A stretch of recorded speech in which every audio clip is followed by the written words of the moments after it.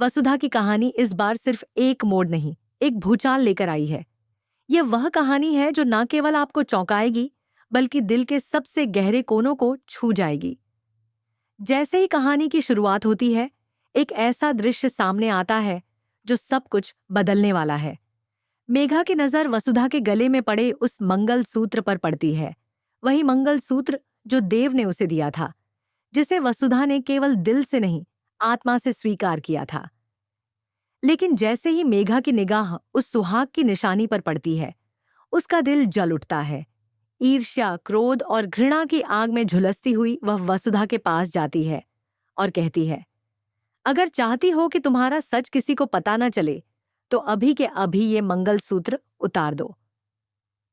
वसुधा, जो हमेशा अपने परिवार की खातिर चुप रहती आई है, अपने प्रेम और सम्मान को किनारे रखकर कांपते हाथों से वह मंगलसूत्र उतार देती है। लेकिन यह सिर्फ एक समझौता नहीं था। यह उस तूफान की शुरुआत थी जो अब पूरे घर को हिलाकर रख देगा। कहानी यहां से एक नए मोड़ की तरफ बढ़ती है। घर में सगाई की तैयारियां शुरू हो चुकी हैं, ढोल नगाड़े बज रहे हैं, रोशनी से घर चमक रहा है। सब कुछ बाहर से बहुत खूबसूरत लग रहा है, लेकिन इसके पीछे छिपी है एक गहरी साजिश। देव और मेघा की सगाई हो जाती है और पूरा घर जश्न में डूब जाता है। मगर एक इंसान है जो इस खुशी में पूरी तरह से टूट चुका है, अविनाश।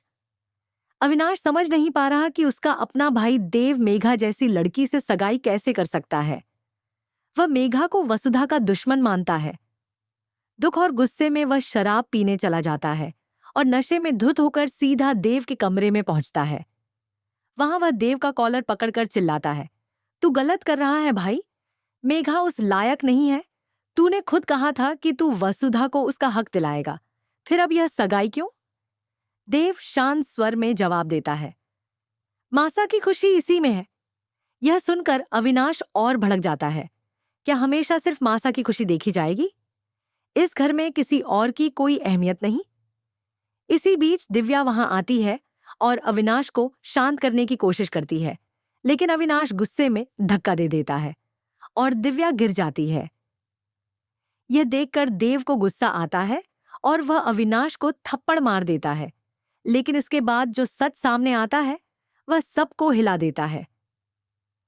अविनाश रोते हुए कहता है, तू क्यों नहीं देखता कि तू प्यार किससे करता है? वसुधा ही तेरे दिल में है, मेघा नहीं। देव स्तब्ध रह जाता है। पहली बार उसे अपनी भावनाओं का एहसास होता है। अब कहानी ऐसे मोड़ पर पहुंच चुकी है जहां देव के सामने दो रास्ते हैं। एक ओर है उसका परिवार, मासा की उम्मीदें और परंपराएं, और दूसरी ओर उसका सच्चा प्यार, वसुधा, जो हमेशा चुप रही, सहती रही, लेकिन कभी शिकायत नहीं की। अगले दिन एक और समारोह होता है जहां सब मेघा को बहू के रूप में स्वीकार करते हैं, लेकिन देव की निगाहें वसुधा को ढूंढ रही होती हैं। वह भीड़ में कहीं खोया हुआ महसूस करता है। तभी मासा सबके सामने घोषणा करती है कि अब मेघा हमारी बहू है। यह सुनकर देव का चेहरा सख्त हो जाता है। अब वह चुप नहीं रह सकता। वह सबके सामने आता है और कहता है, मुझे कुछ कहना है।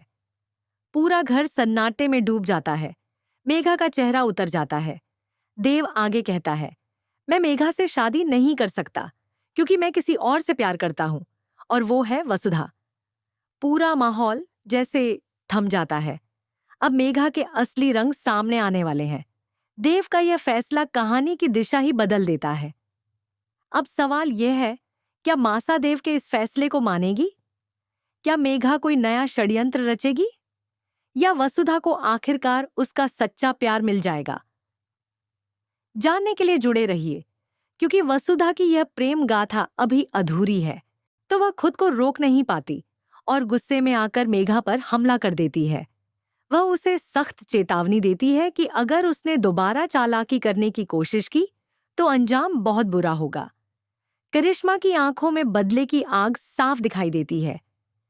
मेघा खुद को बचाने की कोशिश करते हुए सफाई देती है कि उसने कुछ भी गलत नहीं किया, और यह भी कहती है कि वह के जोड़ा से ही शुरुआत करेगी, ताकि सभी को पता चल सके कि वह क्या कर सकती है। इस पूरे घटनाक्रम के बीच वसुधा की हालत भी कुछ खास बेहतर नहीं है। पहले ही वह काफी परेशान है क्योंकि उसकी चूड़ियां चाची ने तुड़वा दी हैं। वह इस अपमान और दुख से टूट चुकी है, लेकिन जब वह देव से मिलती है तो कुछ देर के लिए सारी तकलीफें भूल जाती है। वह देव को बधाई देती है, लेकिन देव हैरानी से पूछता है कि अभी तो उनकी सगाई भी नहीं हुई, फिर बधाई किस बात की। इस पर वसुधा मुस्कुराकर कहती है कि जब उसकी और मेघा की सगाई होगी तब वह बहुत व्यस्त होगी, शायद तब बधाई न दे पाए, इसलिए अभी ही दे रही है। देव यह सब सुनकर थोड़ा असहज हो जाता है, लेकिन वह भी मजबूर है क्योंकि मासा का आदेश है और वह उससे टकरा नहीं सकता।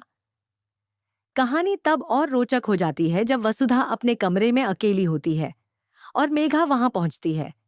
मेघा उसकी गर्दन में पड़े काले धागे को देखकर सवाल उठाती है और उसे उतारने के लिए कहती है। वसुधा इनकार करती है, लेकिन मेघा उसे धमकी देती है कि वह यह बात मासा को बता देगी। यह सुनते ही वसुधा घबरा जाती है और मेघा के पैरों में गिरकर माफी मांगने लगती है। वह गिड़गिड़ाते हुए कहती है कि वह वही करेगी जो मेघा कहेगी, बस किसी से कुछ मत कहे। इसके बाद वसुधा धीरे धीरे उस मंगलसूत्र को उतारने लगती है, लेकिन आखिरी पल में रुक जाती है। इसी बीच मेघा गुस्से में उस पर हाथ उठाने की कोशिश करती है, मगर वसुधा उसका हाथ पकड़ लेती है और डटकर कहती है कि वह उसे एक्सपोज करके ही रहेगी। अब कहानी एक अहम मोड़ पर है, जहां यह सवाल खड़ा होता है कि क्या वसुधा मेघा की असलियत सबके सामने ला पाएगी। एक बड़ा रहस्य यह है कि मेघा कोई और नहीं बल्कि करिश्मा की बहन है।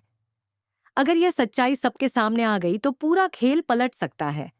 करिश्मा अपनी योजना में कितनी सफल होगी और उसका बदला पूरा होगा या नहीं, ये देखना दिलचस्प होगा। साथ ही देव क्या सच्चाई जान पाएगा और क्या वह सगाई रोक पाएगा, यह भी आने वाले एपिसोड्स में सामने आएगा। एक दिन मेघा ने वसुधा के गले में मंगलसूत्र देखा, जिसे देखकर वह चौंक गई।